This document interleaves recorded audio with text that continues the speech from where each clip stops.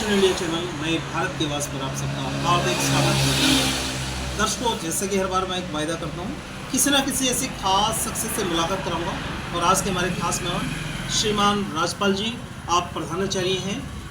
आप बहुत अच्छे एथलेटिक्स प्लेयर भी रहे हैं।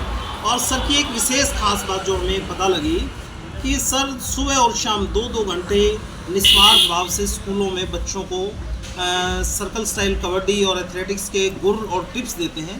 प्रिंसिपल साहब, सबसे पहले आपका रिवोल्यूशन इंडिया चैनल पर हार्दिक स्वागत, अभिनंदन। धन्यवाद, बहुत बहुत धन्यवाद। थोड़ा बताते चलें ये जज्बा कैसे आदमी अपनी लाइफ में इतना बिजी होता है और आप समाज के लिए समय निकाल रहे हैं। थोड़ा बताते चलें, आप कहाँ प्रिंसिपल हैं, थोड़ा बताते चलें राजपाल जी। मेरी पोस्टिंग सुचैन में है, स्कूल चार्ज अभी हेलमेट का चार्ज गवर्नमेंट स्कूल? हाँ, गवर्नमेंट स्कूल सुचैन जी में हूँ मैं, सिरसा जिला है अपना। और मैं सुबह और शाम दोनों टाइम बच्चों को सर्कल कबड्डी की और एथलेटिक्स की तैयारी करवाता हूँ। और 28 साल से लगातार निष्भाव से तैयारी करवा रहा हूँ। और जिसमें मेरे काफ़ी बच्चे, लगभग 200 के करीब बच्चे गवर्नमेंट जॉब में जो मेरे पास तैयारी करते हैं अलग अलग डिपार्टमेंटों में। और जो इंडिया की बॉक्सिंग की कोच है, स्किल कोच है, जो इंडिया का कैंप दिया उसने टोकरी वाला जी, वो मेरी स्टूडेंट है। और मेरे को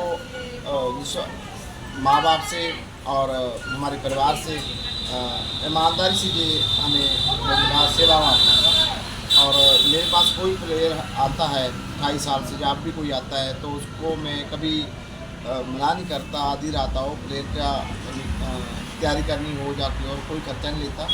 उल्टा उसको कोई चीज़ चाहिए वो प्रोवाइड करवाता हूँ ताकि वो अपने मुकाम पे पहुँच सके। जी।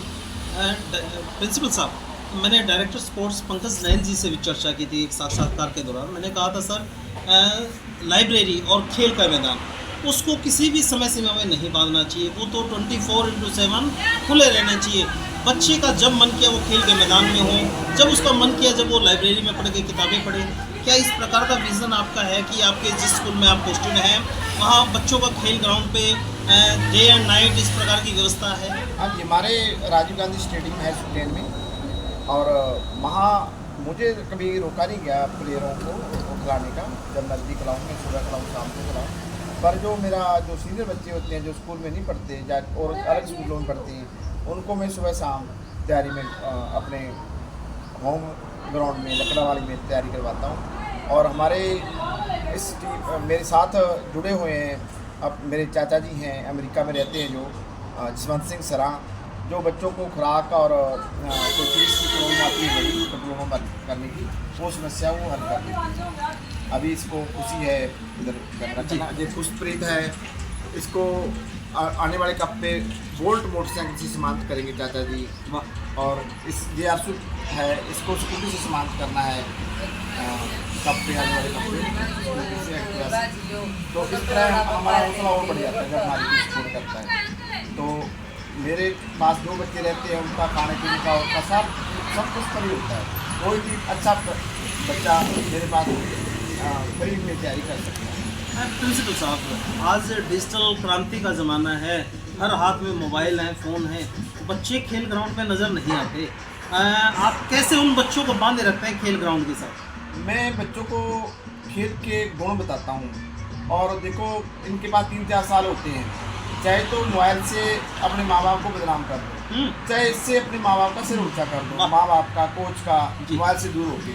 और मेरा जो भी प्लेयर है उसका जो स्क्रीन आप देखोगे भी घंटा 2 घंटे से ज़्यादा नहीं मिलेगा। नहीं तो 12-12 घंटे आजकल लड़कियों के फ़ोन चलते हैं, बहुत गलत है। हमारा बच्चा ना तो जब कहीं भी जाएँ खेलने तो फ़ोन नहीं होता, ना ही करते चलाते हैं। मैं फ़ोन मैं खेल का दुश्मन मानता हूँ आज के टाइम में। जो बच्चा फ़ोन में जुड़ा रहेगा वो स्टार नहीं बन सकता। तो मैं इस तरह उनको मोटिवेट करता हूँ। ये तो सरकार को कहता हूँ जो स्कूलों में ऑनलाइन क्लासें हैं या फिर हो रहा है, वो छोटे बच्चों को इनसे मोबाइल से दूर रखा जाए तो बहुत अच्छी बात है। मेरा अंतिम निवेदन, क्योंकि आप सरकारी स्कूल से प्रिंसिपल के पद पे हैं, क्या सरकार के एंड पर क्या और बेहतरीन किया जा सकता है स्कूलों में, सरकारी स्कूलों में, कि वहाँ जिस प्रकार से हरियाणा को एक अपने आप में पदकों की एक नर्सरी के रूप में पहचाना जाता है, चाहे वो एशिया खेलों की बात हो, चाहे ओलंपिक खेलों की बात हो, क्या और बेहतरीन किया जा सकता है स्कूलों में कि बच्चे वहाँ से उम्दा खिलाड़ी निकल पाएँ? कैश प्राइज जो है ना, जी। छोटे लेवल पे चलना चाहिए इस ग्रुप के हिसाब से, हाँ। और एक बार नहीं, दो दो तीन तीन बार होना चाहिए साल में। उनको कैश प्राइज मिलता है, पहले फार्म भरने पड़ते हैं, ऑनलाइन भरने पड़ते हैं, उस चक्कर से के अलावा बच्चे को ग्राउंड में इनाम दिया जी। जाए, ताकि जो उनकी आर्थिक सहायता से बच्चा अगले स्टेट, पहले ब्लॉक लेवल पर इनाम दिया जाना चाहिए, फिर डिस्ट्रिक्ट लेवल पे, और उसके बाद स्टेट लेवल पे जो बड़ी ग्रांट है ना वो स्टेट पे ग्राउंड में ही दी जाए जी। ना कि उनको बाद में फार्म भरना है कैश वार्ड का। और बहुत बच्चे ऐसे हैं जो उनको कैश प्राइज नहीं मिलता, जो एलिजिबल है जी। तो कोई ना कोई कमी स्टेडियम वाले निकाल देते हैं, या कोई और होता है, सर्टिफिकेट नहीं मिलता, या कोई और होता है। इससे 2 नंबर का धंधा भी चलता है इस रेट पे जी। और जैसे मेजर टीम में ज़्यादा होता है, बच्चे इसमें अपने लेते हैं और लेते हैं, उससे प्लेयर की भावना बच्चे होते हैं, सारे प्लेयर नहीं होते, प्लेयरों को ऐड कर लेते हैं। होता है हमारा सर्कल कबड्डी क्रिकेट दोनों स्टार प्लेयर है, और टॉप में नाम आता है खुशी का, टॉप में, और इसको अभी तक हरियाणा टीम में नहीं लिया गया और अर्शदीप को नहीं लिया गया सर्कल में। अब हमारी सेकंड पीस में आई है, खुशी ने इन दोनों की लिया से आई है CDL जी जी। सबका सहयोग है, दिया है CDL बहुत योगदान रही है, पर जो हमने हमारे बच्चों ने किया है वो हर कोई नहीं करे। वो फिजिकली हमने देखा कि वे ऑलराउंडर, पुष्पित तो ऑलराउंडर है, कैचर भी और रेडर भी, बहुत बेहतरीन उम्दा इन्होंने खेल दिखाया। मेरा क्योंकि चर्चा करते हुए, क्योंकि आप एथलेटिक्स प्लेयर भी रहे हैं, कोच भी हैं और प्रधानाचार्य भी रहे हैं, मेरे दिमाग में एक बिंदु ये आता है कि भारत जिस लेवल पर ओलंपिक में पहुंचना चाहिए था, तो उसके लिए क्या ऐसा नहीं होना चाहिए प्रिंसिपल साहब, आप शुरुआत से ही चाहे टूर्नामेंट साल में एक ही कराएं, लेकिन वो एक टूर्नामेंट जब कराएं उसमें जो गोल्ड, सिल्वर और ब्रॉन्ज के जो मेडल हैं, वास्तव में वो गोल्ड का मतलब गोल्ड हो, सिल्वर का मतलब सिल्वर हो, और ब्रॉन्ज का मतलब ब्रॉन्ज ही हो, वो उसमें आप सिंबॉलिक दे रहे हैं। वो उससे ताकत तो उस बच्चे की, खिलाड़ी की, जितना वो बड़ा खेल खेलता है उस टाइम भी वही ताकत लगती है उसकी, और वही ताकत वो निचले स्तर पर लगती है। क्यों ना इस पर विचार किया जाए कि शुरुआत से ही, बचपन से ही अगर बच्चों को गोल्ड की जगह गोल्ड, सिल्वर की जगह सिल्वर और ब्रॉन्ज की जगह ब्रॉन्ज दिया जाए, तो बच्चों का खेल के प्रति रुझान भी बढ़ेगा और खेलों का भविष्य भी उज्ज्वल नजर आएगा। ये आपकी बात बिल्कुल जेन्युइन है, पर खिलाड़ी क्या चाहिए? खिलाड़ी को चाहिए खुराक चाहिए खिलाड़ी को, और ग्राउंड में मेहनत करेंगे, खुराक बहुत अहम रोल है। इसीलिए मैंने थोड़ी देर पहले बोला कि बच्चे को ग्राउंड में ही कैश प्राइज दिया है, ग्राउंड में आराम की जाए, जैसे आप मेडल कह रहे हो, मेडल की जाए कैश प्राइज ग्राउंड में ही दिया जाए।